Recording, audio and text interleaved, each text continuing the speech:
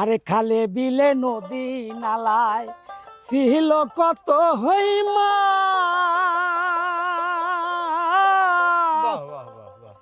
মনের সুখে ধরতো বগা খাইতো 12 মাস।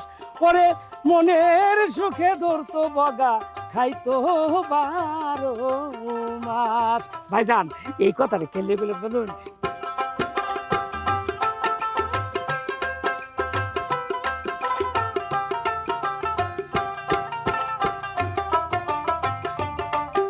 প্রিয় দর্শক, আবারও চলে এসেছি আমরা ফুলপুরের তারাকান্দায়।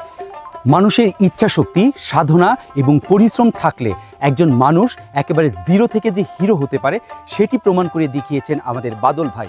আমরা প্রান্তিক পর্যায়ে মৎস্য চাষিদের সংকট, সম্ভাবনা এবং সফলতার গল্প নিয়ে প্রতিবারের মতো এবারও আমরা হাজির হয়েছি ফুলপুরের তারাকান্দায়। আমরা আজ আপনাদেরকে শোনাবো সেই রকমই একটি গল্প। মাছ চাষ আজ আর ভাগ্যের খেলা নয়, মাছ চাষ একটি সফল বিজ্ঞান ভিত্তিক প্রযুক্তির খেলা।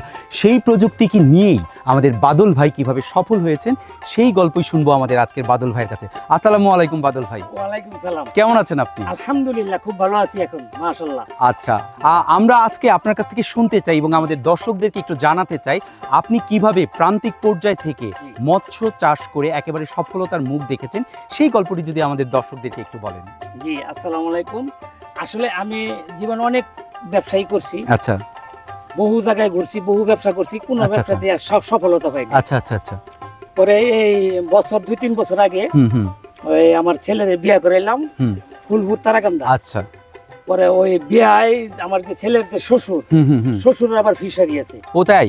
আচ্ছা আচ্ছা। শ্বশুরের ফিশারি থাকাকালীন পরে শ্বশুরের বিয়ারে বললাম যে আমি তো অনেক ব্যবসা করে ধরা খেয়ে গেছি, অনেক সমস্যা পড়ে গেছি। আচ্ছা। তখন আমি তো আপনি তো মাছ চাষ করতে চান, আপনার কি অবস্থা?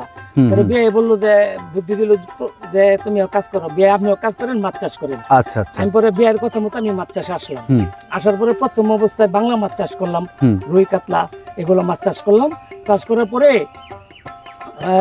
বেশি তেমন লাভবান হইনি। আচ্ছা, আর কতগুলো পুকুর ছিল আপনার? আমার মাত্র একটা পুকুর দিয়ে শুরু করি। একটা পুকুর দিয়ে শুরু করেছিলেন? আচ্ছা আচ্ছা। একটা পুকুর দিয়ে শুরু করি। তো যখন প্রথম শুরু করলেন তখন কি ধরনের মানে সমস্যার সম্মুখীন হয়েছিলেন আপনি? অনেক সমস্যার সম্মুখীন হয়েছি, কারণ আমি তো আসলে এটা বুঝি নাই। বিয়ের কাছে পরামর্শ একটু একটু করে নিছি আর পুকুরে ব্যবহার করছি। ও আচ্ছা। ওই যে বিভিন্ন যে বাংলা খাবার এগুলো খাওয়াইছি, বাংলা মাছ চাষ করছি, বাংলা খাবার ব্যবহার করছি, এতে আমি সফলতা পাইনি। পরে বিয়ে বললো যে এখন একটা নতুন প্রোডাক্ট আসছে, বিয়াই আমার তো পানি নষ্ট হয়ে যেত। আচ্ছা আচ্ছা। হঠাৎ করে পানি নষ্ট, পুকুরের পানি নষ্ট আচ্ছা, হয়ে যেত। পরে বিয়ে গেলাম, বিয়ে আমার তো পুকুরের পানি নষ্ট হয়ে গেছে।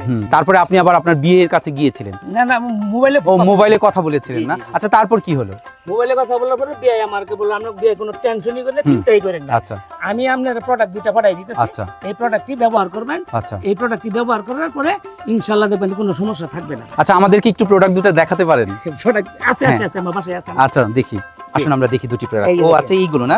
এই যে প্রিয় দর্শক, আমরা পেয়েছি একটি হলো ইকো প্লাঙ্কটন প্লাস, আর একটি প্রোডাক্ট যিনি ব্যবহার করেন তিনি আমাদের বাদল ভাই, ফিশ গ্রোথ ম্যাক্স। আচ্ছা, এই দুটি প্রোডাক্ট পরে আপনি আপনার বিআই আপনাকে দিয়েছে, তো আপনার বিআই আপনাকে বলে দিয়েছে কি এটি কিভাবে ব্যবহার করতে হয়? জি জি জি। আচ্ছা, আমরা একটু শুনবো, আমাদের দর্শকদেরকে একটু শোনাতে চাই, একটু যদি বলেন।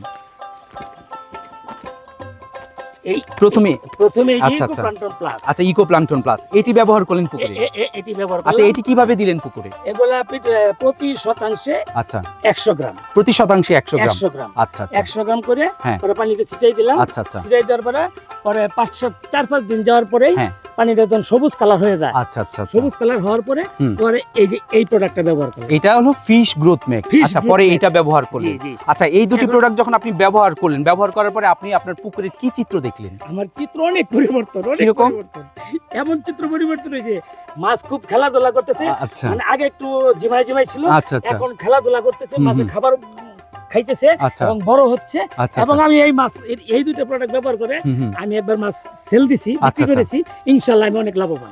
বাহ, প্রিয় দর্শক, আমাদের বাদল ভাই যিনি ফুলপুরের তারাকান্দার একজন সফল মৎস্য চাষী, এই বছরে আমি 2বার মাছ বেচছি।